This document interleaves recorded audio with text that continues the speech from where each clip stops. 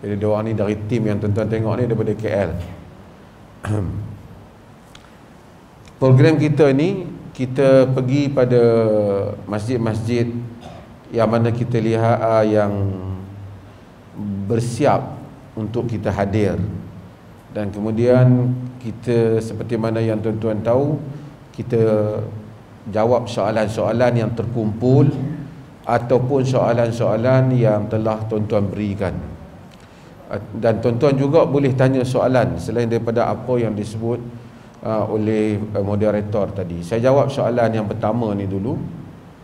Yang pertama, tuan-tuan dan puan-puan sekalian, kita kena tahu bahawasanya kelebihan hari, kelebihan bulan ialah kurniaan Allah. Kita tak boleh nak jadikan bulan tu lebih, kerana Allah yang cipta. Wa tilkal ayyam nudawiluha bainan nas. Ya, demikian itu hari-hari yang kami jadikan silih berganti di kalangan manusia. Sama ada hari Isnin, Selasa, Rabu, Khamis, Jumaat, Allah yang cipta belaka. Bulan apa pun Allah yang cipta. Kalau ada kelebihan pada bulan dan kelebihan pada hari, kelebihan pada waktu, hanya Allah yang berhak untuk menjadikan kelebihan itu. Kalau Allah bagi tahu ada kelebihan, ada. Kalau dia tak bagi tahu, tak ada lah. Kalau kita nak buat kelebihan, aku hari Rabu lebih sikit pada aku kerana hari ni aku akan pergi belanja besar, itu kita punya urus takbir. Tetapi kelebihan yang maksud Allah memberikan kurnia pada hari berkenaan dengan kurniaan-kurniaan tertentu, sama ada dibesarkan pahala ataupun dijadikan doanya mustajab ataupun diturunkan rezeki dan seumpamanya, itu hanya milik Allah. Kalau Allah beritahu, ada. Dia tak bagi tahu, tak ada. Kita tak tahu. Hari Jumaat, dia jadikan hari ada solat Jumaat, ada kelebihan, ada kelebihan. Kalau dia tak bagi tahu, kalau dia bagi tahu hari Rabu pun kita terima, dia bagi tahu hari Selasa kita terima. Dan dia bagi tahu hari Jumaat lah. Bulan Ramadan macam tu juga. Selalu saya sebut hal ni. Bulan matahari naik sama juga, tenggelam sama juga. Tapi Allah kata ada kelebihan, ada. Sama juga hari Jumaat. Bulan Syaban ada tak kelebihan? Jika kita lihat kepada hadis-hadis tentang bulan Syaban, ada hadis yang sahih, ada yang dhaif, ada yang palsu tentang bulan Syaban. Jadi oleh kerana kita masuk bulan Syaban dan nak beramal dalam bulan Syaban, kita cari yang sahih. Apa yang boleh kita amalkan? Yang sahih yang Nabi bagi tahu antaranya ialah hadis yang diriwayatkan oleh Imam Ahmad, diriwayatkan oleh An-Nasa'i dalam sunannya. Nabi SAW menyebut tentang bulan Syaban, wa syahrun yaghfalun nasu anhu baina Rajab wa Ramadan. Dia adalah bulan yang mana? Bulan yang manusia ramai cuai tentang dia, antara Rajab dan Ramadan. Nabi kata wa syahrun turfa'u fihi al-a'mal ila rabbil alamin. Dia adalah bulan yang mana amalan diangkat kepada Tuhan Rabbil Alamin. Wa ana uhibbu an yurfa'a amali wa ana sha'im. Aku suka amalanku diangkat dalam keadaan aku berpuasa. Artinya kita tahu salah satu kelebihan bulan Syaban buat apa? Puasa. Nabi suka berpuasa pada bulan Syaban. Kata Aisyah radhiyallahu anha dalam hadis yang diriwayatkan oleh Imam Al-Bukhari, diriwayatkan oleh Imam Muslim dan selainnya, katanya ma raaitu Rasulullah sallallahu alaihi wasallam sama siyamu syahr illa fi Ramadan. Aku tak tengok Nabi puasa sebulan melainkan bulan Ramadan. Wa ma raaituhu aktsaru siyaman minhu fi Sya'ban. Dan aku tak tengok yang lebih banyak Nabi puasa, hari-hari yang banyak Nabi puasa di dalam bulan Sya'ban. Di dalam riwayat Tirmizi dia kata kana yasumuhu illa qalilan. Nabi puasa dalam kebanyakan hari dalam bulan Syaban, melainkan sedikit ada hari-hari yang Nabi tak puasa. Bahkan dalam riwayat Tirmizi juga dia sebut wa kana yasumuhu kullahu, dia puasa semua sekali. Cuma ulama-ulama hadis bagi nak selaraskan dengan kata Aisyah yang dia tak pernah tengok Nabi berpuasa sempurna, wa ma sama Nabi sallallahu alaihi wasallam, wa ma, dalam hadis Aisyah tadi saya ulang ada wa mastakmala Rasulullah sallallahu alaihi wasallam siyamu syahr illa fi Ramadan. Nabi tak menyempurnakan puasa sebulan melainkan pada bulan Ramadan. Maka kata mereka maksud kullahu tu kesemuanya, itu kata Nawawi mungkin maksud yang terdekat orang Arab ni kata semua tu maksud kebanyakan hari dia berpuasa pada bulan Syaban. Maksudnya Nabi puasa bulan Syaban. So apa yang kita digalakkan pada bulan Syaban ialah berpuasa. Itu ada kelebihan dia bulan Syaban kau nak buat. Okey, yang berikutnya ialah orang akan sebut ialah tentang nisfu Syaban. Nisfu Syaban. Nisf ni maksud dia apa? Separuh. Separuh daripada Syaban. Dan malam nisfu Syaban di setengah tempat kita tengok ada orang buat majlis Yasin 3 kali dan seumpamanya. Mungkin kita tak tengok hal itu diperoleh. Adakah di perlih ni kita menafikan tentang kelebihan malam nisfu Syaban? Kita tidak menafikan kelebihan malam tu. Walaupun ulama-ulama ada khilaf, tetapi ada hadis yang diriwayatkan oleh Al-Bazzar, diriwayatkan oleh Ibn Hibban. Hadis ini disahihkan oleh kebanyakan para ulama, di mana Nabi SAW menyatakan innallaha la yattali'u fi lailati an-nisf min Sya'ban. Allah Subhanahu wa taala la yattali'u fi lailati an-nisf min Sya'ban. Allah tengok pada malam separuh bulan Sya'ban.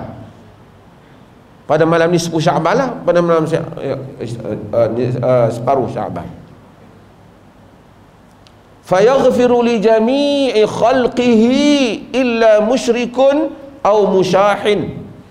Maka Allah akan ampunkan semua hamba-hamba dia pada malam tu, melainkan yang musyrik, yang buat syirik, dan juga yang bergaduh, yang bermusuhan sesama Muslim. Jadi hadis ni kata yattali'u fi lailatin nisf min Sya'ban. Allah tengok pada malam nisfu Sya'ban. Untuk apa? Untuk dia ampun dosa. Adakah hadis yang menyebut amalan tertentu pada malam nisfu Sya'ban? Tak ada. Habis itu malam nisfu Sya'ban kita nak buat apa? Nak baca Yasin 3 kali ke 7 kali ke? Tak ada kifiat itu. Yang ada oleh kerana Nabi kata malam tu Tuhan nak ampun, maka kita banyak mohon keampunan. Siapa nak solat, dia boleh solat. Siapa nak baca Quran, dia boleh baca Quran. Siapa nak beristighfar, dia boleh istighfar. Kifiat tertentu, sembahyang khusus, tak ada. Tapi malam nisfu Sya'ban, patut tak kami semua tumpu beribadat di masjid, solat banyak di rumah? Patut. Kerana ada hadis tentang kelebihan itu. Tapi adakah kena baca ramai? Tak ada. Habis itu nak buat apa? Doa, salat, apa saja yang baik, amalan salih. Kerana pada malam itu Allah nak ampunkan. Tapi kalau dia kata, Nabi kata illa musyrikun au musyahin, kecuali yang musyrik ataupun yang berbalah ni, maka yang mana kita yang ada melakukan syirik, istighfar, taubat. Ada yang berbalah dengan adik-beradik, elokkan berbalah supaya malam tu Tuhan ampun kita juga. Malah dengan sama Muslim tanpa sebab yang sah, maka kita mohon keampunan pada Allah. Kerana malam itu Allah Subhanahu wa ta'ala nak ampun. Fayaghfiru li jami'i khalqihi, dia ampun untuk semua hamba-hamba ciptaannya. Itu ada kelebihan dia. Dr. Yusuf Al-Qaradawi di dalam Al-Fatawa Al-Mu'asarah, dia menyatakan adapun amalan yang dibuat oleh setengah orang dengan bacaan tertentu panjang, bacaan doa ni berapa kali semua, ini semua tidak dilakukan, tidak ada riwayat sandaran yang sahih, kata dia, daripada salafus salih. Bila kita tahu malam nisfu Syaban ada kelebihan, macam saya kata tadi, kita doa, kita buat benda baik pada malam tu. Setiap orang melakukannya. Yang duduk di rumah, buat di rumah. Lepas tu wanita yang haid, dia juga boleh mohon istighfar, keampunan dan seumpamanya. Wallahu ta'ala a'lam. Baik, Alhamdulillah. Alhamdulillah selesai tadi satu soalan yang telah dijelaskan, dijawab oleh sahibus samahah berkaitan dengan bulan Syaban dan nisfu Syaban. Mudah-mudahan tuan-tuan kita dapat mengambil manfaat dan kita tidak lepaskan peluang kelebihan yang ada yang kita berada di dalam bulan Syaban ini, insya-Allah, menurut amalan yang telah dicontohkan oleh Nabi sallallahu alaihi wasallam. Baik, saya beralih kepada soalan yang kedua sahibus samahah, iaitu berkaitan dengan binaan di atas kubur. Kita diperlis rata-rata faham soal larangan binaan di atas kubur. Namun di sana mungkin ada sedikit ketidakjelasan mungkin.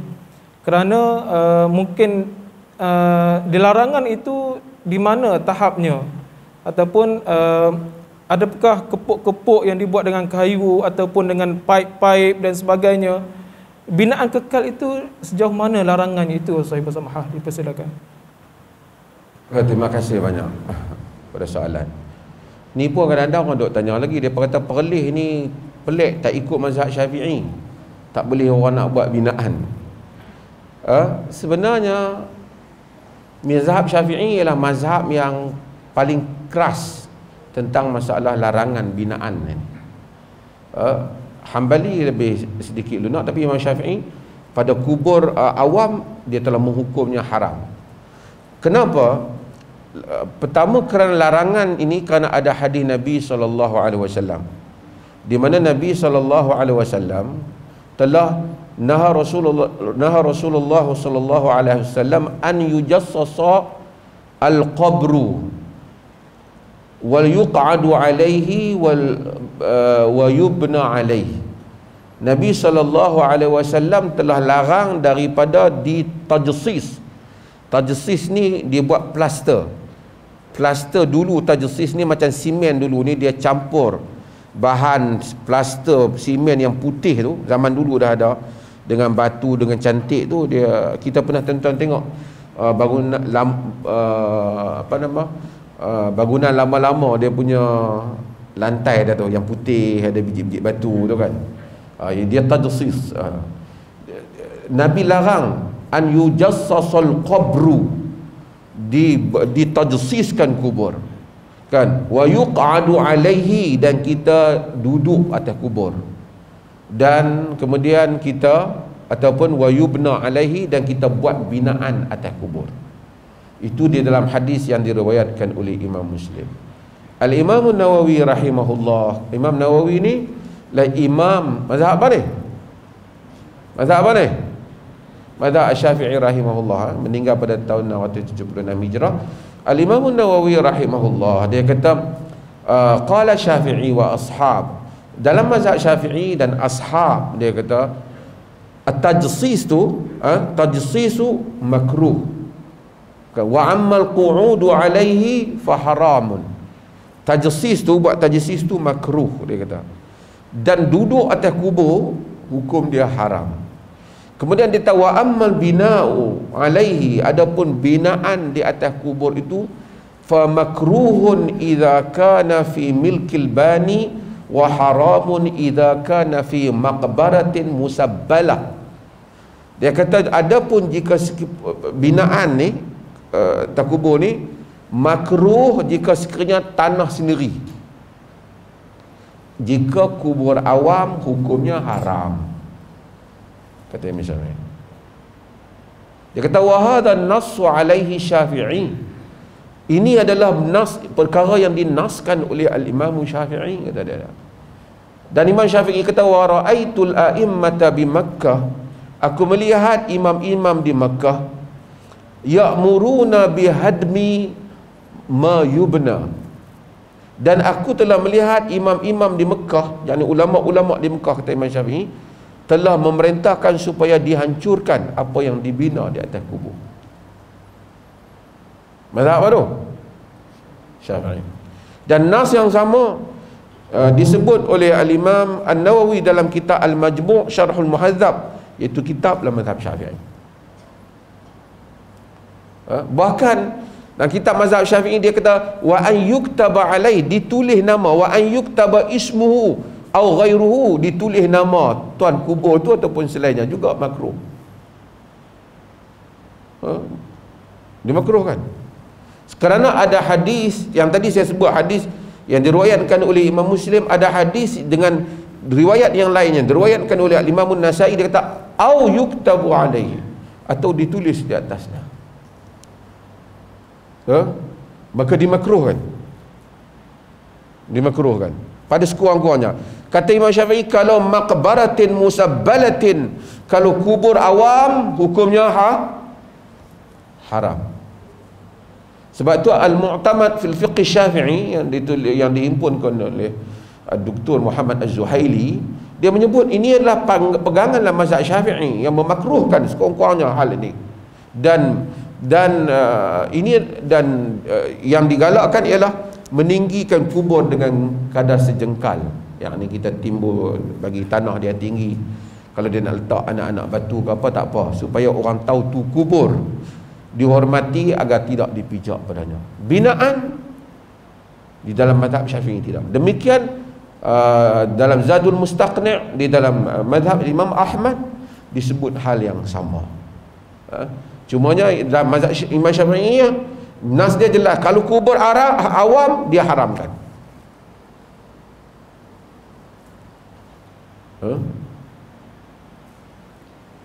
Ada orang kata, oh, mereka ni tak ikut mazhab Syafi'i, orang nak buat pun tak boleh.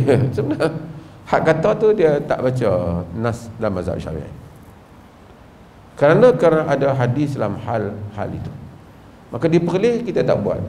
Kubur ni tuan-tuan fikir, kubur awam, bukan kubur tu kita punya. Dah kita tak lama-lama, mungkin dah orang lama-lama perlu tanah tak cukup, orang korek balik. Kalau kita dah buat binaan, artinya kita telah ambil ruang tanah awam kepada kita. Kita ambil ruang tanah awam. Kubur tu bukan kita punya tanah, kubur awam. Maka dia tak benar kan. Besok kalau tuan-tuan tengok macam di Baqi' di mana, dah lama dah sampai berpuluh tahun orang korek, orang letak jenazah lain pula situ. Wallahu ta'ala. Jadi alhamdulillah penjelasan Sahibul Samahah berkaitan hukum membina atau membuat binaan di atas kubur jelas kepada kita, dan mudah-mudahan kita diberi hidayah untuk mengikutinya insya-Allah. Tuan-tuan hadirin hadirat yang dirahmati oleh Allah Subhanahu wa taala, saya beralih kepada soalan yang ketiga. Banyak lagi soalan tuan-tuan. Sebelum nanti habis soalan saya, kita buka kepada soalan tuan-tuan insya-Allah. Soalan yang ketiga ini berkaitan dengan hubungan ibu bapa dan anak, ataupun anak dengan ibu bapa. Ada di sana kadang-kadang terdapat ibu bapa yang tidak berlaku adil kepada anak-anak. Ibu bapa yang tidak berlaku adil, mungkin ada beberapa urusan yang anak-anak melihatnya ibu bapanya tak berlaku adil dengan adik-beradik mereka. Dan dalam hal ini, apakah sikap anak dalam berhadapan dengan ibu atau bapa yang tidak berlaku adil sebegitu? Saya bersamahah. Terima kasih. Soalan ni bahagi kepada dua bahagian. Satu, bahagian ibu bapa. Bahagian ibu bapa yang tak adil tu. Satu, bahagian anak. Setakat mana hubungan dia dengan kedua ibu bapa dia. Kita selalu sebut tentang tanggungjawab anak kepada ibu bapa. Islam dia ada semua. Tanggungjawab ibu bapa pada anak-anak, tanggungjawab anak pada ibu bapa. Sebelum kita cakap tentang anak-anak, kita cakap tentang ibu bapa. Ibu bapa wajib untuk adil pada anak-anak dia. Wajib untuk adil. Walaupun ada kaul yang membincangkan soal kadar pemberian, bolehkah kalau pemberian itu melebihkan yang ini daripada ini disebabkan keperluan dan seumpamanya, itu ada pendetailannya. Tetapi Nabi SAW tidak menyaksikan pertindakan ibu bapa yang tidak adil pada anak-anak, kerana dia ada kesan yang buruk. Kadang-kadang ibu bapa ni dia tak adil disebabkan kerana hak ni cerdik sikit, hak tu tuang cerdik sikit. Jadi hak ni periksa dapat markah tinggi sikit, hak ni kurang markah sikit. Jadi dia bertindak sehingga yang lemah tu sentiasa rasa dia dipinggirkan, ataupun yang ni kurang segak sikit, yang ni segak sikit ke. Ada kadang-kadang mak bapak ni ada orang yang pelik-pelik. Bila yang dah besar, yang ni kaya sikit, yang ni tak kaya, dia layan lain-lain kan. Hak kaya balik, tak ada balik, duk jenguk pintu dah. Kalau hak tak ada duit balik, ketuk pintu pun lambat buka. Ada juga. Nabi SAW ajar sikap yang betul pada ibu bapa. Itu dulu. An-Nu'man bin Bashir, Nu'man bin Bashir sahabat Nabi, dan Bashir juga merupakan sahabat Nabi, bapa dia. Nu'man merupakan anak pada Bashir daripada isteri dia Amrah bintu Rawahah. Amrah bintu Rawahah. Jadi satu hari Nu'man nak bagi satu benda kepada Bashir, Bashir nak bagi hadiah kepada anak dia Nu'man ni. Nu'man ni anak pada isteri ni, Amrah bin Rawahah ni. Ni siapa isteri banyak kena dengar kan? Isteri seorang pun kena dengar kan? Jadi isteri dia kata, aku mau pemberian ni disaksikan oleh Rasulullah. Maksudnya supaya jangan tarik balik, bagi saksi Rasulullah. Dia pergi pada Nabi SAW. Nabi tanya, a'taita sa'iru auladika misla hadha? Semua anak-anak kau dapat macam ni ke? Dia kata, tak lah, nak bagi kat dia seorang je lah. Ini hadis sahih riwayat Bukhari. Nabi kata, fattaqullah wa'dilu baina auladikum. Takutkan Allah, adillah di kalangan anak-anak kamu. Bahkan dalam riwayat yang lain, Nabi SAW tanya, awahabta mithla hadha alaka waladun ghairu? Kau ada anak yang lain tak? Dia kata ada. Kau dah bagi pada mereka sama macam ni? Dia kata tak. Nabi kata, inni la ashhadu ala jawr. Aku tidak menjadi saksi kepada kezaliman. Tengok Nabi SAW. Ni ibu bapa, kadang-kadang dia bagi kat kawan ni, hak ni dia tak bagi, hak ni tengok saja, dia tak bagi tahu sebab. Melainkan kawan ni nak pergi sekolah, masuk universiti, yang ni tak masuk lagi, ataupun yang ni ada keperluan pasal nak pergi kelas, yang ni duduk di rumah lagi, ada pasal lah. Ini tak ada sebab, hanya kerana dia suka hak ni lebih daripada yang ni. Itu satu, ibu bapa. Bahagian yang kedua, anak-anak. Walaupun kita mempunyai masalah ibu bapa kita yang tak adil, tetapi kita berbuat baik kepada ibu bapa ni, tidak menderhaka ibu bapa. Kerana uququl walidain ni termasuk asyirku billah wa uququl walidain minal kabair, termasuk daripada dosa besar. Minal kabair kata Nabi, termasuk daripada dosa besar. Bukan kerana ibu bapa tu buat baik dengan kita, tapi kerana Tuhan suruh tu. Wa qada rabbuka alla ta'budu illa iyyah wa bil walidaini ihsana. Tuhanmu telah memutuskan supaya engkau menyembahnya dan berbuat baik kepada kedua ibu bapa. Jadi kita berbuat baik pada ibu bapa. Uquq ialah, uquq yang dikatakan derhaka itu ialah kita buat benda yang menyakitkan hati ibu ataupun bapa. Dengan sengaja kita nak bagi dia sakit hati. Melainkan kita ni bukan nak bagi dia sakit hati, dia pergi sakit hati, tu cerita lain lah. Dia demam, kita nak bawa dia pergi hospital, dia kecil hati, kan, macam Ismit Ulam Raja, kan, tentu cerita lain lah. Tapi kalau sekiranya kita buat saja, kita sebab tu wa imma yablughanna indaka kibara ahaduhuma aw kilahuma fala taqul lahumu uff wala tanharhuma. Yang dia tak bagi kita cakap uff, jangan tengking ibu bapa, kerana itu menyakitkan. So kita jangan menyakitkan. Kita mungkin tahu dia yang mana ibu bapa kita tak adil dengan kita, dia akan jawab di hadapan Allah.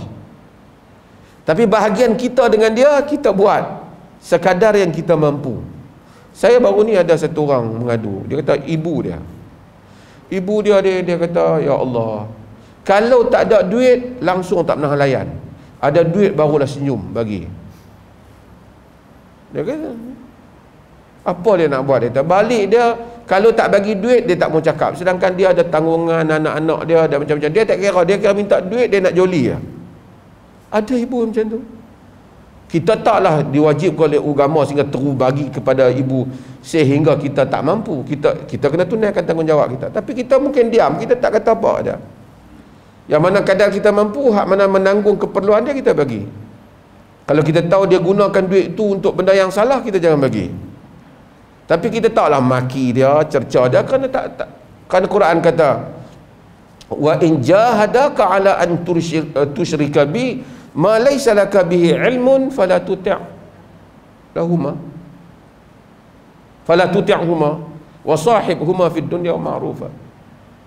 Jika wa in jahadaka ala an tusyrika bi ma laysa laka bihi ilm, jika mereka bersungguh nak bagi kau syirik apa yang kau tidak ada ilmu mengenai, fala tuti'huma, jangan kamu taat pada mereka. Wa sahibhuma fid dunya ma'rufa, buat baik kepada mereka di dalam urusan dunia. Maksud kalau buat ibu bapa kafir pun kita masih disuruh buat baik dalam urusan dunia. Mungkin kita jumpa mak pak kita tak pernah bela kita dulu, tapi dia mak pak kita pergi bagi makanan, kita bagi apa, dapat pahala kita, pahala dapat kat kita. Dia punya tak adil, dia tak cuai tanggungjawab dia, itu dia akan jawab di hadapan Allah. Dan Quran macam saya selalu sebut, bila dia ajak wa qur rabbirhamhuma kama rabbayani saghira, wahai Tuhanku, kesian pada mereka macam mana mereka menjaga aku masa aku kecil, membesar. Maksudnya ibu bapa hak jenis tak kesian pada anak ni, Tuhan pun tak kesian kat dia lah. Pasal doa tu Tuhan dah ajak lah, kesian pada mereka seperti mana mereka membesarkan aku masa aku kecil. Kalau masa dia ibu bapa masa anak masa kecil tak kesian, doa tu kena banyak mana ke dia. Tuhan ajak doa tu pun kena dah. Supaya kita insaf, esok anak kita akan doa yang tu. Kalau kita jenis tak kesian kat dia, banyak tu kita dapat.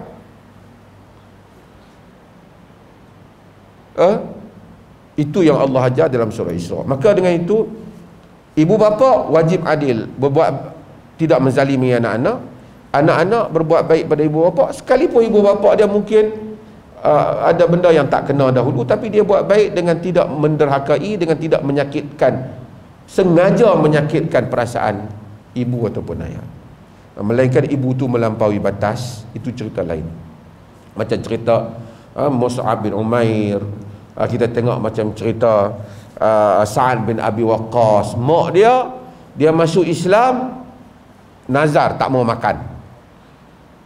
Itu cerita lain kan. Dia kata, ya law kana laki mi'ata nafs fa kharajat nafsan ma taraktu dini in syi'ti fakuli wa in syi'ti fala ta'kuli. Wahai ibu, kalau ibu ada 100 nyawa tu keluar satu-satu pun, aku tak tinggalkan agama Muhammad, aku tak tinggalkan agama aku. Jika ibu mau, ibu boleh makan. Jika ibu tak mau, tak payah makan. Jika ibu mau, ibu makan. Jika ibu mau, ibu tak payah makan. Terpulanglah. Itu bukan derhaka, sebab itu pada position yang betul. Tapi tak pasal-pasal pergi jerkah mak kita, duk sebut benda-benda yang tak elok kat dia, itu adalah termasuk dalam dosa besar. Wallahu ta'ala. Jadi alhamdulillah,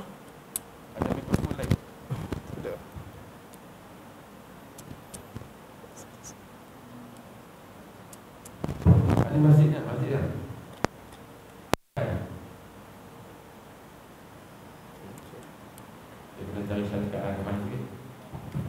Jadi alhamdulillah tuan-tuan,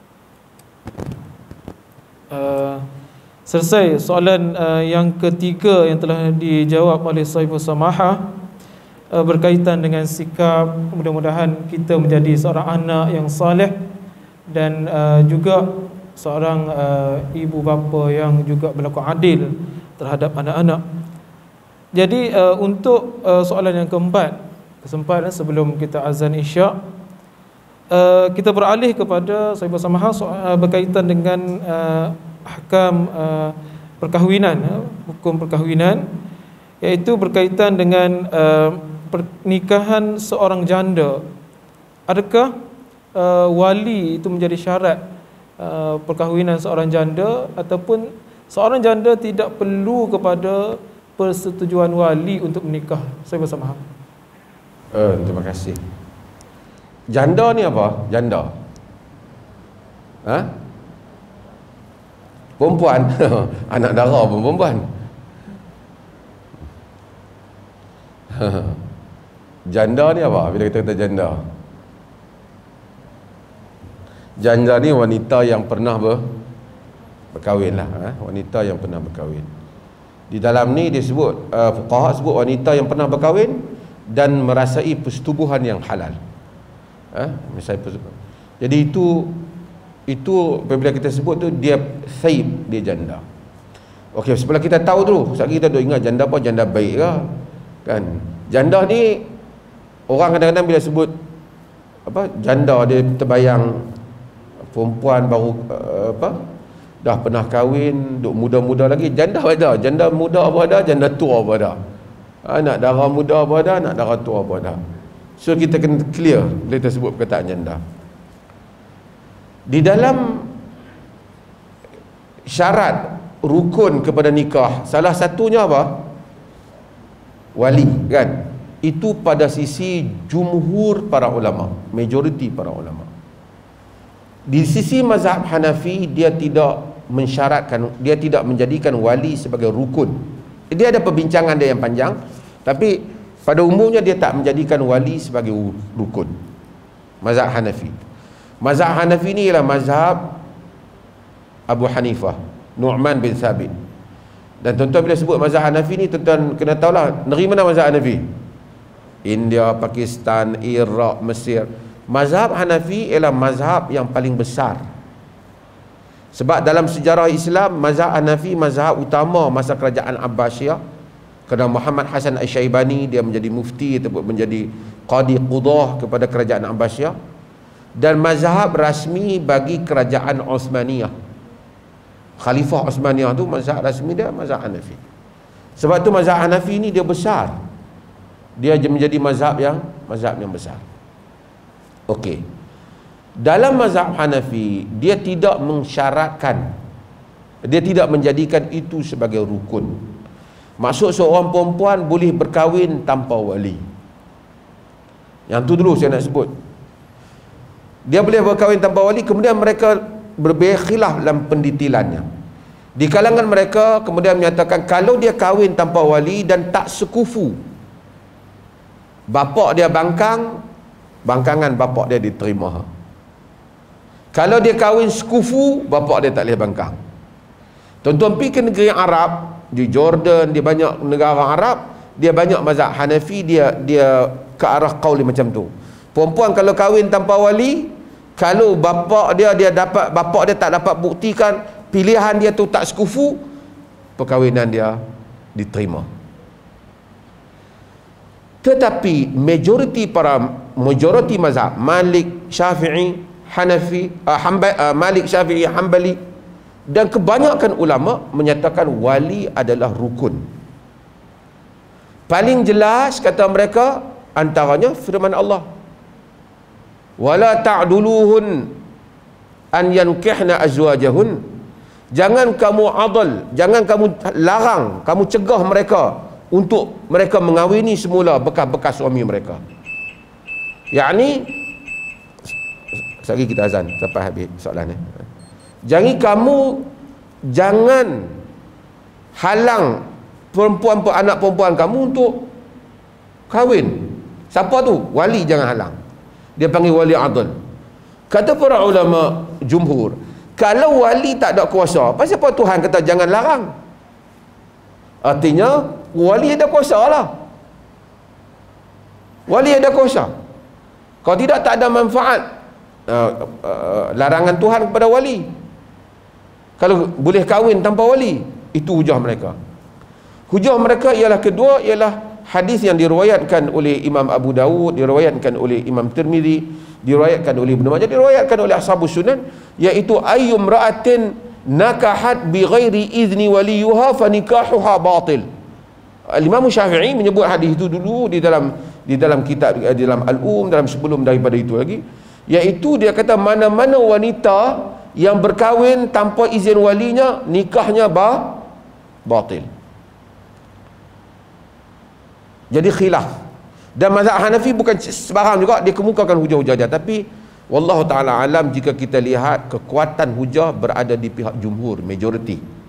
Wali adalah rukun. Jadi bila wali adalah rukun nikah, maka sama ada janda ataupun anak dara wajib ada wali. Apa peranan wali? Sebelum tu saya nak beza. Apa beza dia saya beritahu. Peranan wali ialah protector. Kerana perempuan ni dia lemah. Bila dia pergi pada satu keluarga, kalau tak ada orang yang dapat melindungi dia, mungkin dia dibuli oleh keluarga tu. Dia dibuli oleh suami dia. Supaya dia tahu wali tu maksudnya protector. Wali kita panggil tu, sebab kita panggil wali kota. Kan? Wali tu pelindung.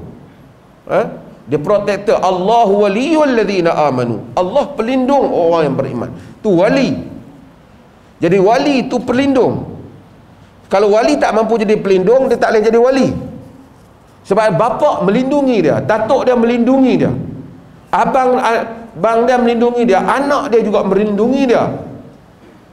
Cumanya apa beza antara anak dara dan janda?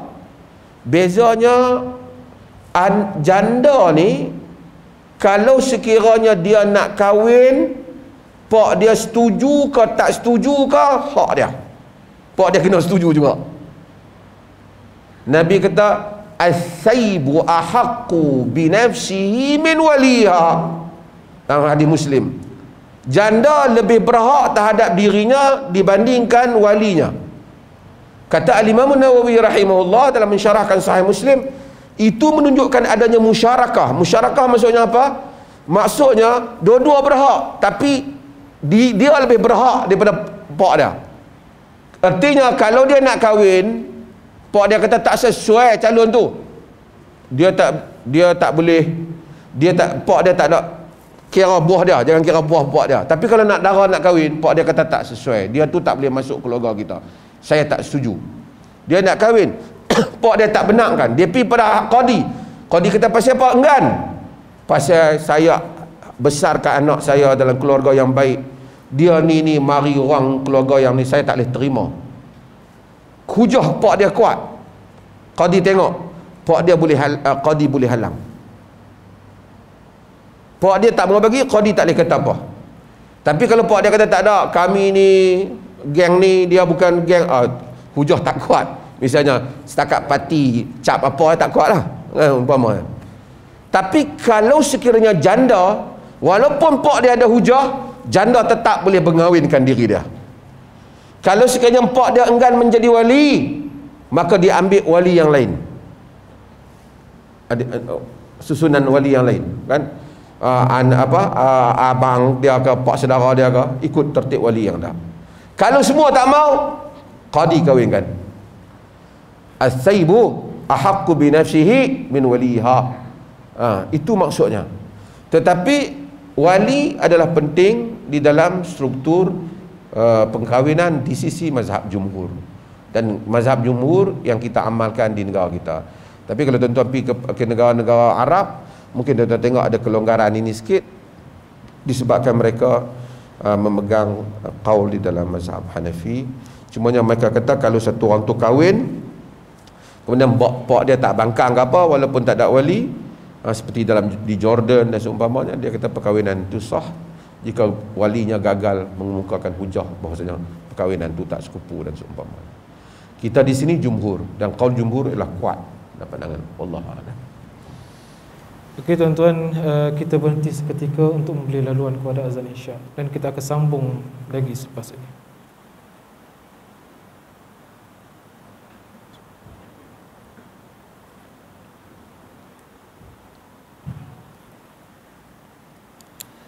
Jadi alhamdulillah tuan-tuan masih berada dalam program sesi soal jawab bersama Sahibul Samahah. Jadi kita teruskan lagi dengan beberapa soalan yang masih ada, yang kita kumpulkan daripada hantaran daripada orang ramai juga melalui email dan juga yang hantar sendiri kepada Jabatan Mufti. Soalan seterusnya Sahibul Samahah berkaitan dengan pengurusan wang hasil derma orang ramai. Ada setengah kutipan yang dikutip untuk tujuan khusus, dan apabila tujuan tersebut telah sempurna ditunaikan, ada lebihan dan bagaimana duit itu untuk kita gunakan. Contohnya kutipan untuk iftar Ramadan nanti kita kutip dan guna untuk iftar dan ada lebihan. Adakah untuk iftar tahun hadapan ataupun boleh kita manfaatkan untuk tujuan yang lain? Silakan. Okay, terima kasih. Apabila kita diberikan wang sebagai pemegang amanah ataupun sebagai wakil, kita wakil lah. Orang wakilkan kita, ni aku bagi kat hang 1000 ni, tolong Ustaz pergi bagi bantuan pada orang miskin, contohnya. Ataupun tadi Ustaz Khidir sebut, ni aku bagi 1000 ni untuk bagi kat masjid untuk buat buka puasa. Buat buka puasa, habis dah Ramadan ada lebih lagi 300. Ada lebih ni duit buka puasa ni, kita buat kenduri lah lepas bulan Syawal ni. Boleh ataupun tidak? Hukumnya tidak boleh. Sebab kenapa? Kerana seseorang yang menjadi pemegang amanah ataupun wakil hanya boleh bertindak berdasarkan kepada amanah yang diberi pada dia. Kerana bagi buka puasa, fadilat buka puasa besar dan dia tak sama dengan yang lain. Kita tak boleh pandai-pandai. Kalau kita pandai-pandai lepas tu buat belanja kawan-kawan, selepas daripada tu kita tahu, dengar apa yang saya beritahu ni, wajib dia ganti. Wajib dia ganti. Habis tu kita bulan puasa habis dah, bagi bulan puasa tahun depan. Habis tu dia tak tahu lagi bulan puasa tahun depan, kembalikan pada dia, tanya dia, ni ada lagi duit ni, puasa dah habis, kami ada baki, nak buat macam mana? Kalau dia kata tak apalah, hampa duit yang baki tu hampa makan sama hampa lah, tak apa, kebenaran di pihak dia. Tapi kalau duit tu tabung yang kita letak untuk buka puasa, kita pun nak rujuk kat siapa tak boleh dah, maka kita simpan untuk buka puasa. Jika kita tahu bahawasanya dia kata untuk buka puasa, kemudian kita tengok kita perlu 15,000 saja, collection kita sudah 20,000, 5,000 kita bagi tempat buka puasa yang lain, yang mana tujuan dia sama, fungsi dia sama, fungsi yang sama. Kita tak boleh tasarruf, ubah, melainkan dipersetujui oleh pemberi. Melainkan jika dia bagi, misalnya dia kata tolong bagi kat orang miskin kat kampung aku tu Ustaz, kita pun pergi bagi 5 orang. Lepas tu kita kata habis dah, 5 orang, seorang dah meninggal, tinggal 4 dah, satu lagi ni. Tak apalah, yang tu kau pergi bagilah kat mana-mana orang miskin. Tak apa, dia benarkan. Kita kena minta keizinan dia. Melainkan jika wang itu wang zakat, misalnya dia kata aku ada duit zakat ni 5,000, nak bagi, aku mau duit zakat aku ni bagi pada orang miskin di kampung aku saja.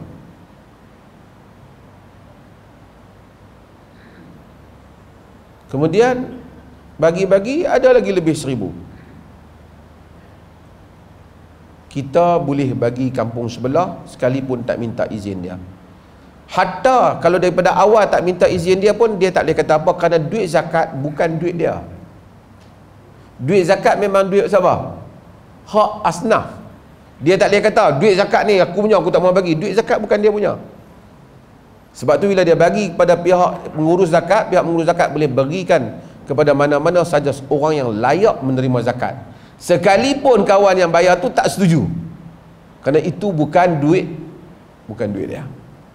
Tapi pemberian tatawur yang dia bagikan sebagai dia mewakilkan bukan daripada kewajipan zakat, yang itu kita mesti beri mengikut amanah yang dia tetapkan.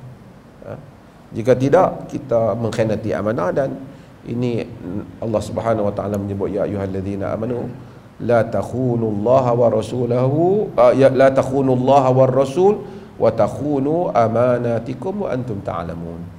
Jangan kamu khianati Allah dan Rasul dan mengkhianati amanah kamu sedangkan kamu tahu. Wallahu a'lam. Alhamdulillah, mudah-mudahan perkara ini menjadi panduan kepada semua masjid-masjid di Perlis bagi menguruskan duit hasil kutipan untuk tujuan-tujuan yang disebutkan ataupun tujuan khusus. Seterusnya saya bersamahah berkaitan dengan pengurusan wang juga, iaitu berkaitan dengan hutang. Jikalau seseorang itu dia ada hutang dan orang yang dia berhutang itu telah meninggal dunia ataupun tak dijumpai, hidup ke mati ke, bagaimana hutang yang dia tanggung untuk diselesaikan? Saya bersamahah. Okey, terima kasih. Berhubung dengan hutang, pertama, jika sekiranya kita berhutang orang, kita wajib di dalam diri kita berazam kita memang nak bayar hutang. Siapa yang berhutang dengan niat kut-kut aku ingat lepas ni aku tak bayar dah, dia berdosa daripada hari awal lagi. Siapa yang hutang memang sengaja niat tak mau bayar, memang dia berdosa. Okey. Apabila kita berhutang dan kemudian kita sampai pada satu peringkat kita mampu bayar, kita wajib bayar. Walaupun kita aku boleh bayar dah, banyak dah duit, tapi dah dia tak minta, biar pergi dulu lah. Setengah orang lah. Itu satu kezaliman. Nabi sebut dalam hadis yang diriwayatkan Bukhari dan selainnya, matlul ghani zulm. Melewat-lewatkan, melengah-lengahkan bayar hutang bagi orang yang mampu, itu satu kezaliman. Kalau kita sengaja lewat sampai dah kawan tu mati, kita berdosa. Ataupun sampai kawan tu duk minta pun tak larat nak minta lah, lepas tu kawan tu hilang baru duk kata dia tak ada dah nak cari pun, kita buat mangkap, kan? Dosa kita. Tapi memang kalau kita memang nak bayar, duk tunggu nak bayar, cukup dia nak bayar. Bila nak bayar, tiba-tiba dia pula meninggal, menjadi harta warisnya. Jika dia waris pun tak ada, kita letakkan harta itu sama ada ke baitul mal, jika tak ada, ataupun kita sedekahkan dia, bukan harta kita, niat pahala bagi diri dia. Jika dia hilang, kita cari tak jumpa, benda ni tidak disebut di dalam nas yang jelas, tapi para fuqaha berijtihad apabila hal yang seperti ini.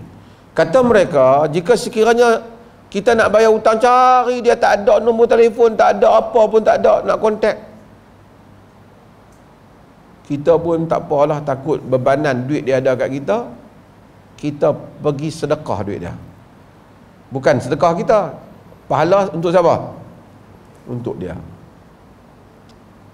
Cumanya risiko dah. Tiba-tiba setahun kemudian dia muncul, dia minta duit tu, kita bagi tahu pada dia, aku cari kau tak jumpa, lalu aku telah bersedekah duit tu bagi pihak kau.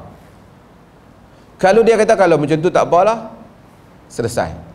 Tapi dia kata aku tak terima sedekah tu, aku tak mau sedekah, duit tu aku nak, wajib kita bayar pada dia.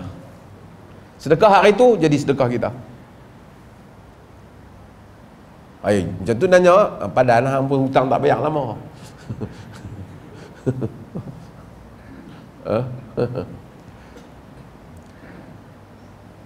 Dan mati syahid ke apa ke, semayang banyak pecah dai ke apa, hutang ni sangkut di akhirat. Bayarlah hutang, bayar hutang. Jangan kadang-kadang pi umrah, pi apa, hutang orang tak bayar. Ada orang tukar kereta, tukar apa, hutang orang tak bayar. Bayar hutang. bayar hutang. Dosa ni tak mau bayar hutang ni tak selesai dengan istighfar ke pi umrah 100 kali pun tak selesai, melainkan empunya itu halalkan. Wallahu a'lam. Baik, saya bersama sedikit berkaitan dengan soalan harta ni. Sekiranya macam suasana banjir, ada negeri yang banjir, harta yang hanyut dengan air banjir ni, kemudian tiba-tiba tersadai di rumah kita. Kita pun tak tahu tuan dia. Ataupun ikan duduk ikan yang orang bela di kolam dan sebagainya. Kita jumpa, adakah boleh kita miliki harta tersebut? Okey, jika harta itu kita confirm hak orang punya, kita tidak boleh mengambilnya. Jika dia tersangkut tempat kita, kita kembalikan kepada empunyanya. Jika kita tak tahu empunyanya, kita boleh maklumkan. Kalau ada orang tipu pun, orang tu yang berdosa, kerana dia bukan harta kita. Tapi kalau benda tu ada, kita duk cari, tak ada siapa nak ambil, dan pihak berkuasa pun tak ada yang boleh kita percayai untuk berikan, proses dia macam tu, macam tadi juga. Kita boleh, akhirnya kita boleh sedekahkan benda tu jika sekiranya ia boleh disedekahkan. Kalau sekiranya kita benda tu benda makan, macam ikan tadi, tiba-tiba dia tuntut ikan dia, kita bayarlah ikan dia, kita bayar ikan dia. Cumanya jika sekiranya kita dalam keadaan darurat, banjir, tak ada makan, adalah ayam siapa terbang mai, mai duduk atas bumbung kita, kita pun duduk atas bumbung tu, boleh ya? Sembelih ayam tu boleh kalau kita tidak ada makanan. Wa daruratu tuqaddaru biqadariha, dan darurat itu disukat dengan kadarnya, maka kita makan kalau setakat kita perlu sajalah. Kalau setakat kita boleh selesaikan kelaparan kita tu, setakat sekok lah, jangan tibai sampai 5 ekor, sampai kenyang, tapi kena darurat. Jika tidak, kita, dan itu pun jika selepas daripada itu dia mai tuntut pada kita, kita membayar harganya, kita membayar harganya. Allah.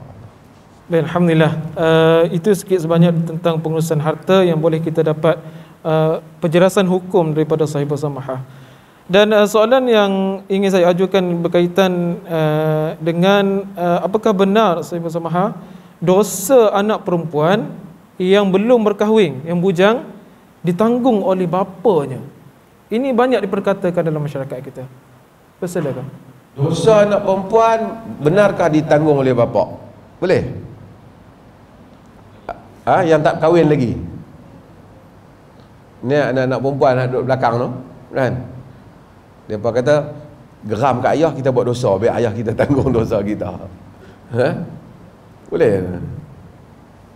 Kita naklah tahu, menjadi kaedah dalam Islam ni, seseorang tidak menanggung dosa orang lain. Yang dia tanggung adalah dosa dia jika dia ada kaitan penyumbang pada dosa tu. Ini semua dalam ayat Quran, kan?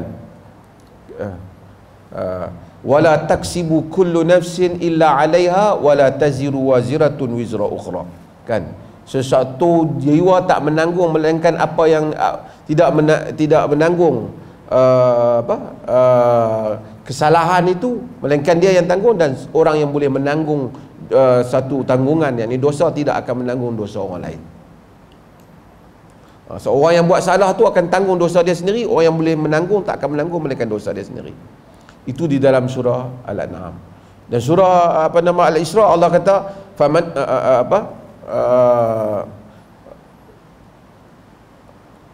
faman ihtada fa innama yahtadi li nafsihi wa man dhalla fa innama yadhillu 'alaiha wa la taziru waziratun wizra ukhra wa man kunna mu'adzibina hatta nab'atha rasula. Siapa yang mendapat petunjuk untuk diri dia sendiri, siapa yang sesat dia tanggung sendiri, dan yang dapat menanggung tak akan menanggung dosa orang lain, dan kami tidak akan mengazab sehingga kami menghantar rasul. Allah jelas. Ini di prinsip kita dalam agama. Wala taziru waziratun wizra ukhra wa in tad'u musqalatun ila himliha la yuhmalu minhu syai'un walau kana dha qurba. Yang mampu menanggung kesalahan tidak akan menanggung dosa orang lain, Jika yang berbanan banyak dosa dia itu meminta orang lain tanggung pun, dia tak akan menanggung sedikit pun, sekalipun kaum keluarga yang rapat. Maksud sekali pun kaum keluarga yang rapat tak boleh tanggung dosa. Habis tu macam mana ni yang kata tanggung ni? Nabi kata apa? Wala yajni janin illa alai. Orang yang menanggung dosa, penjenayah tidak akan menanggung jenayah melainkan ke atas dirinya sendiri. Dia tanggung dosa dia sendiri. Wala yajni walidun ala waladihi walau mauludun ala walidihi. Bapa tak menanggung anak tak menanggung jenayah bapa, bapa tak menanggung jenayah anak.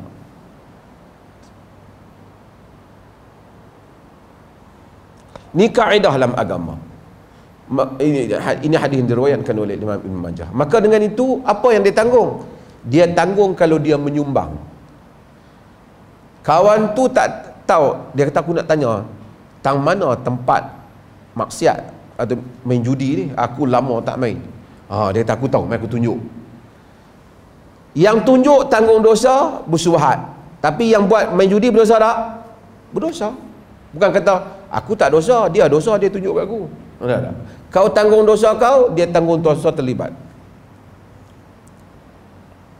Macam tu juga man sanna sunnatan sayyi'atan fa alaihi wizraha. Siapa yang menunjukkan kepada sunnah yang jahat, sunnah yang buruk, maka dia tanggung dosanya. Dia tanggung dosa tu bukan berarti yang buat tu tak tanggung dosa. Dia setiap kali orang buat, dia tanggung dosa kerana dia menyumbang kepada berlakunya dosa tersebut. Anak dengan bapa macam ni. Kalau anak buat dosa, anak tanggung dosa, tapi bapa tanggung juga jika bapa tidak mendidik anak, memberikan tanggungjawab untuk memberitahu kepada dia didikan agama yang betul. Kerana Allah kata, ya ayyuhalladzina amanu qu anfusakum wa ahlikum nara. Wahai orang beriman, jaga diri kamu dan keluarga kamu daripada neraka. Itu tanggungjawab ibu bapa. Anak buat dia tanggung, bapa tanggung juga setiap kali dia buat sebab tak menunaikan tanggungjawab. Bukan maksud bapa tanggung dosa anak perempuan relax. Dah. Bapa tanggung, tapi kalau bapa dah bagi didikan, dah bagi semua, dia buat juga, bapa tak tanggung. Isteri pun sama. Orang buat mungkar, dosa siapa yang buat mungkar. Tapi kita yang tengok, yang tak mencegah mungkar, kita tanggung dosa apa? Dosa membiarkan kemungkaran. Bukan dosa dia, dosa kita. Sebab tu dalam surah An-Najm Allah kata apa?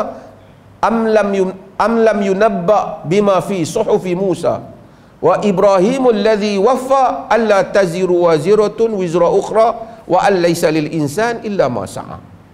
Tidakkah dia diberitahu tentang apa yang ada pada suhuf Musa dan Ibrahim yang wafa, yang menunaikan? Seseorang tak menanggung dosa orang lain dan seseorang tak akan dapat melainkan apa yang dia kerjakan. Dan ini kita mesti fahamkan kepada konsep ni salah pada sebahagian orang faham. Anak perempuan buat dosa, pak yang tanggung, depa terlega, dah. Dia tanggung. Melainkan dalam satu keadaan, orang tu tak tahu kata benda ni dosa.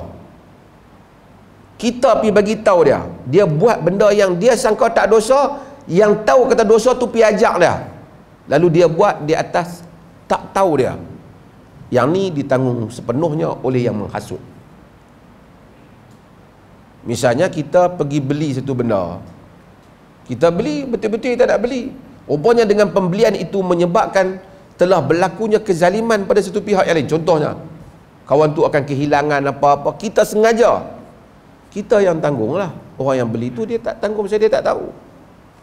Ataupun satu amalan tu bercanggah dengan agama, tapi satu orang ni dia nampak agama, dia ajar kita duk percaya kat dia. Dia kata ni ada hadis, dia bubuh hadis palsu kita pergi amal, dia tanggung. Setelah kita dah cuba ikhtiar, kita faham, kita yakin benda ni sahih, rupanya dia palsukan untuk kita, itu dia tanggung. Kita tak tanggung sebab kita, bukan dia tanggung dosa kita, sebab kita tak berdosa pada asal, kerana kita tidak menentang Allah dan Rasulnya sallallahu alaihi wasallam. Allah Allah. Okay, alhamdulillah tuan-tuan. Untuk kesempatan ini saya buka soalan daripada tuan-tuan sekiranya ada. Okey. Tuan Haji, silakan. Kebanyakan ustaz-ustaz di luar polis menuduh orang polis ni Wahabi. Saya sendiri pun tak berapa faham tentang Wahabi. Adakah Wahabi itu salah ataupun Wahabi juga orang soleh? Kita penjelasan mereka satu. Dan yang kedua tentang solat awabim. Ada yang keliru mengenai selepas maghrib ataupun solat duha juga adalah solat awabim. Terima kasih. Okey.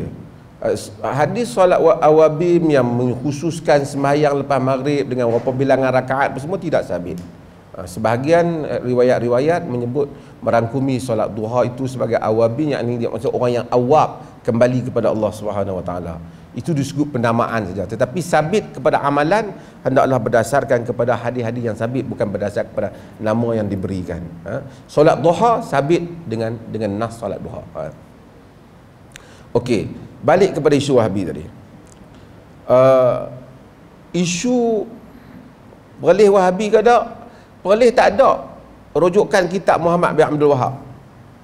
Di perleh tak dibaca pun kitab Muhammad bin Abdul Wahab sebagai satu sukatan. Sejak dahulu tak dibaca. Itu tidaklah berarti perleh kata Muhammad bin Abdul Wahab sesat, tapi tak dibaca. Orang pasal apa kata perleh Wahabi? Pasal memang macam tu, nak kata apa? Di Malaysia ni daripada dulu Hamka Wahabi. Semua kaum Za'bar, semua kaum pembaharuan Wahabi. Wahabi ni siapa saja yang amal benda yang tak kena dengan kebiasaan hak depa buat, jadi Wahabi. Tak kunut Wahabi. Padahal mazhab Hanafi tak kunut, mazhab paling besar saya sebut tak kunut. Mazhab Hambali tak kunut, yakni kunut subuh secara berterusan maksudnya. Dia kata Wahabi. Bismillah perlahan Wahabi. Wahabi pada dia tu sesat lah. Padahal mazhab Abu Hanifah bismillah perlahan, mazhab Hambali bismillah perlahan, mazhab Malik tak bismillah langsung, bahkan dia makruh kan, guru pada Imam Syafi'i. Jadi Wahabi ni satu istilah yang bila tak tahu nak jawab orang, Wahabi. Pasal apa Wahabi? Wahabi. Lebih sikit dia kata apa? Wahabi ni depa maki ulama. Tuan-tuan duduk di Perlis ni, tuan-tuan pernah dengar mana-mana kuliah pergi maki ulama? Kok mana-mana kuliah ke Imam Syafi'i rahimahullah orang pergi maki ke? Imam mazhab 4 mana orang maki ke? Hatta kalau orang pergi maki Imam Ghazali ke, ada pernah dengar orang maki di Perlis mana-mana imam? Kalau kritik dia, hak pergi kata Nabi ke kanan dia nak ke kiri, dia tak termasuk dalam imam tu. Janganlah dia senaraikan diri dia adalah imam tu. Imam-imam yang dikenali dengan kaum muslimin, walaupun mereka tidak maksum seperti mana kita tak maksum dan melihat tak maksum hanya Nabi. Kita diperlih kata imam-imam kemungkinan ada pandangan-pandangan mereka yang tidak rajih, tidak kuat. Itu biasa. Kalau sekiranya kita kata semua imam kuat, kita tentulah di Malaysia hak mana yang di negeri yang kunut tu dia kena amal juga tak kunut, pasal pandangan imam lain kata tak kunut. Artinya dia bila amalkan satu qaul, artinya dia melemahkan pandangan imam yang lain. Demikian diperlih kita mengamalkan qaul dan meninggalkan sebahagian qaul. Bila ditanya kenapa tak mengamalkan kunut, kita berpendapat pandangan mengamalkan itu adalah pandangan yang tidak kuat. Kunut berterusan subuh maksud kita kuat. Oh, hampa lebih pandai daripada Imam Syafi'i lah. Hampa hina Imam Syafi'i. Hampa ingat Imam Syafi'i bodoh macam apa? Ni mangkap. Ni selama ni hampa kunut tu, hampa hina Imam Hanafi lah. Hampa hina Imam Hanbali lah. Boleh kira macam tu pula. Ini main budak-budak berkelahi main guli bercakap masalah fiqah.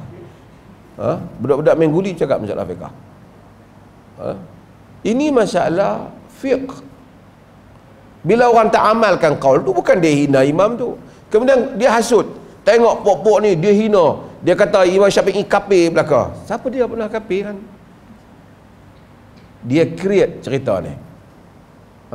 Orang yang duduk di Perlis, yang tak main masjid, tak kata memang hampir masjid kau subuh. Dia teruk dia tahu. Di Perlis lah, aku pipi. Tak ada masuk waktu subuh, mereka bang dah nak semayang. Kan? Dia baru main ataupun sebelum ni tak nak semayang subuh. Di Perlis, azan berapa kali? 2 kali bagi solat subuh. Sebelum masuk waktu dan selepas masuk waktu. Seperti mana yang berlaku pada zaman Nabi. Di Mekah Madinah dia duduk pipi azan 2 kali.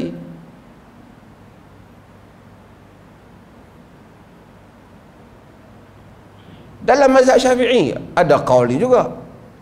Cuba diamalkan ataupun tak diamalkan. Semua yang mereka create di Perlis, mereka kata Tuhan macam dengan manusia, tangan, kaki semua ada. Tuan-tuan pernah dengar benda tu? Hak yang kata dia tak ada apa. Samma'una lil kadhibi samma'una liqaumin akharin lam ya'tuk. Mendengar cerita-cerita bohong, dusta, dan mendengar kepada kaum yang tidak pernah, kaum lain yang tidak pernah menghadiri, mendengar apa yang kita beritahu. Ada puak-puak tu, anak-anak buah dia hak tak tahu pun, oi teruk dahsyat. Orang Melayu macam tu kadang-kadang kan. Dia kata kita tengok orang aksiden kat simpang punya teruk. Luka kaki habis. Sampai kat punya teruk, dia kata. Kaki dekat nak putus. Sampai ujung sana, paha daripada ke bawah putus aja. Sampai kat dah hancur pinggang ke bawah. Sampai kat ujung kampung mati. Dia punya tokok tambah cerita. Kami nak pi Langkawi, singgah kat Masjid Perlis. Kunut tu imam tak baca. Mana ada dalam dunia Islam semua orang kunut, depa tak kunut.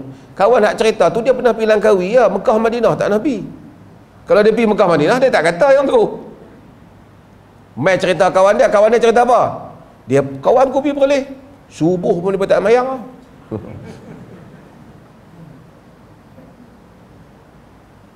Ini semua karut.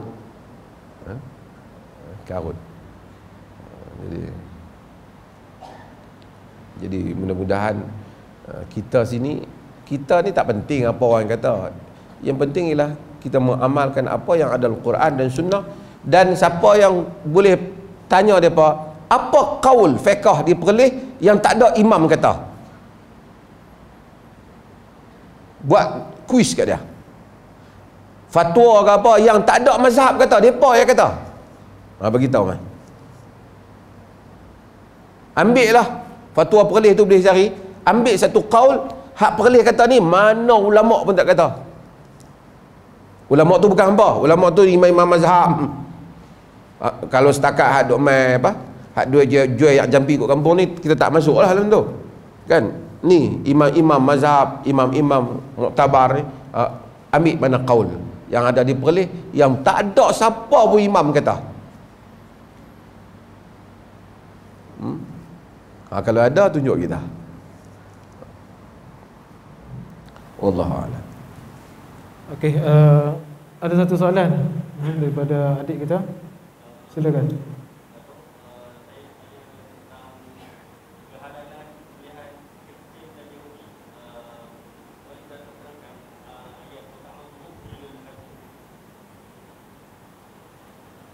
Halal kehalalan sembelihan Kristian dan Yahudi. Orang-orang di dalam fiqh, apabila adanya firman Allah wa ta'amul ladzina utul kitab halul lakum dalam surah Al-Maidah tadi, dan makanan orang ahli-ahli kitab itu halal untuk kamu. Tentulah bukan buah, tentu bermaksud makanan yang membabitkan sembelihan mereka. Cuma semua mazhab setuju makanan ahli kitab halal, tak ada masalah. Semua mazhab tak akan bangkang ini adalah ayat Quran. Cumanya siapa ahlul kitab? Itu yang mereka berbeza. Ulama-ulama pada majoriti mereka menyatakan bahawasanya ahlul kitab ialah ahlul kitab Yahudi dan Kristian. Ahlul kitab. Sama ada mereka ubah, mereka tak berubah kitab, tak penting. Mereka ahlu kitab. Selagi mana mereka percaya pada Allah, percaya pada Rasul, sekalipun kitab mereka berubah, mereka ahlul kitab. Kenapa Quran kata fawailul lil ladzina yaktubuna alkitaba biaydihim thumma yaquluna hadza min indillah liyashtaru bihi thamanan qalila. Celaka orang yang menulis kitab dengan tangan mereka kemudian menyatakan ini daripada Allah untuk membelinya dengan harga murah. Itu ahli kitab lah. Tapi Allah kata celaka pada mereka. Tapi Allah kata makanan mereka boleh makan. Kan? Lam yakunil ladzina kafaru min ahli alkitabi wal musyrikin munfakin hatta ta'tiyahumul bayyinah. Sentiasa tidaklah orang kafir di kalangan ahli kitab dan musyrikin. Allah jadikan ahli kitab satu, musyrikin satu. Walaupun kafir, Allah kata kafir. Lam yakunil ladzina kafaru min ahli kitab wal musyrikin. Orang kafir di kalangan ahli kitab dan musyrikin. Maksudnya ahli kitab tu kafir. Yang mana yang menolak beriman dengan Nabi kita kafir. Tapi mereka ahlul kitab. Mereka ahlul kitab. Mereka lawan Nabi SAW. Alladzina atainahumul kitab ya'rifunaka kama ya'rifuna abna'ahum. Orang-orang yang kami berikan kepadanya kitab, dia kenal kau seperti mana kenal anak-anak mereka. Wa inna fariqan minhum la yaktumuna al-haqqa wa hum ya'lamun. Sebahagian daripada mereka menyembunyikan kebenaran sedangkan mereka tahu. Allah kata ya ahlal kitab ta'alu ila kalimatin sawa baini wa bainakum alla na'budu illallah. Wahai qul ya ahlal kitab, katakanlah wahai ahli kitab, mari daripada kalimat yang sama antara kami dengan kamu. Jangan kita semua melainkan Allah. Allah marah kat mereka. Marah kat ahli kitab. Pasal apa? Tahu kitab tapi tak mau ikut Nabi. Tapi dalam masa yang sama Allah tahu wa ta'amul ladzina utul kitab halal lakum. Makanan ahlul kitab halal untuk kamu. Pasal ada kebersamaan. Kristian, Yahudi tak sama dengan Hindu, Buddha. Kerana mereka ini mengakui Allah, mengakui risalah, cuma dia tak mau akui Nabi kita Muhammad sallallahu alaihi wasallam. Maka bagi mazhab, sebahagian besar mazhab menyatakan kalau dia Yahudi, dia Kristian, dia ahlul kitab.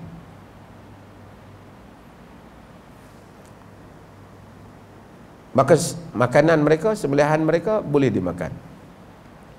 Kosher. Saya tuan-tuan pergi kalau mungkin orang Yahudi punya, siapa duduk di London juga ada tempat kosher. Dia Yahudi lebih detail lah dalam penyembelihan. Dia boleh makan. Cuma mazhab Syafi'i dia sempitkan hal itu. Imam Syafi'i punya pandangan yang menyempitkan hal itu. Dia kata ahlul kitab itu yang hanyalah membabikan kepada anak-anak Yaqub, ahlul kitab yang asal. Hak masuk jadi Kristian, Yahudi ni tak mau kira.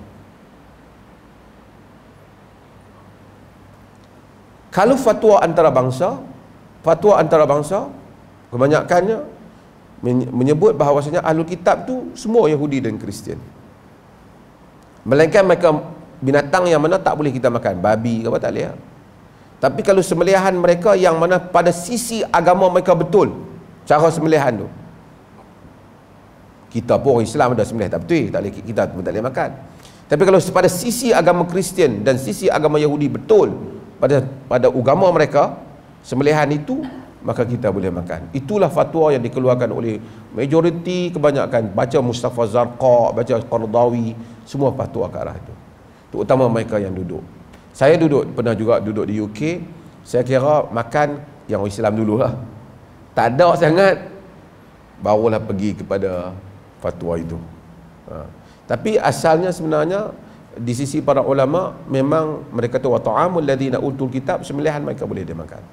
Siapa yang nak makan, makan. Siapa tak mau, dia nak pegang pada mazhab Syafi'i, hanya menyatakan ahli kitab yang asal, tak apa dia pegang. Tapi ini adalah masalah khilaf di kalangan para ulama. Tak boleh sebab dia ni jenis makan binatang ni. Tak boleh. Fatwa dalam hal itu. Para ulama luas. Dalam luhum mustawradah, daging-daging yang diimport, dalam fatwa sebahagian negara ni, dia kata daging yang diimport daripada negara orang Islam ataupun negara yang majoriti Kristian dan Yahudi, pada umumnya dianggap halal. Sebab tu sebagai orang Arab dia lebih longgar sikit dalam fatwa mereka. Dia pun tak tunggu cop dulu. Dia pun kira, kalau dia kira macam ni, kita pun amalkan. Kalau kita pergi kedai Mak Timah ataupun kedai Kak Long tak boleh guna 2-3 hari ni orang marah. Apa nama apa? Apa nama makcik, mak teh ke apa, kedai kat kampung ni. Kita makan, kita tak pernah tanya mak teh tu. Mak teh, ni gulai daging ah? Alah. Daging ni lembu ambil mana ni? Sembelih ah? Dia. Sembelih ah. Siapa sembelih? Mak teh nampak sendiri. Kita pakai cukup lah. Dia tu seorang Muslim, kita pakai atas dia. Kita tak disuruh untuk ikuti. Kan? Sebab itu bila sahabat datang kepada Nabi SAW, kata ni orang yang baru masuk Islam ni, hadisul ahdal bil kufr, baru masuk Islam, kemudian bawa daging-daging yang kita tak tahu. Masa dia baru masuk Islam, dia mari kita daging ni sembelih betul ke tak sembelih betul, ni baru masuk Islam. Nabi kata samullah wa kulu, bismillah, makan. Dia ada kelonggaran dalam hal yang seperti itu. Jadi siapa nak makan, dia boleh makan. Wallahu ta'ala. Jadi alhamdulillah tuan-tuan, ada lagi ke soalan? Haji.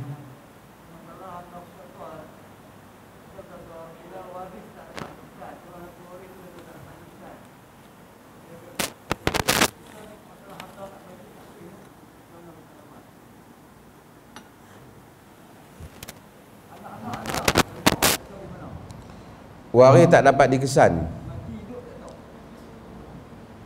Maksudnya waris ke ni empunya harta tak dapat dikesan. Misalnya kita tak tahu harta pak kita ni mati ke tak.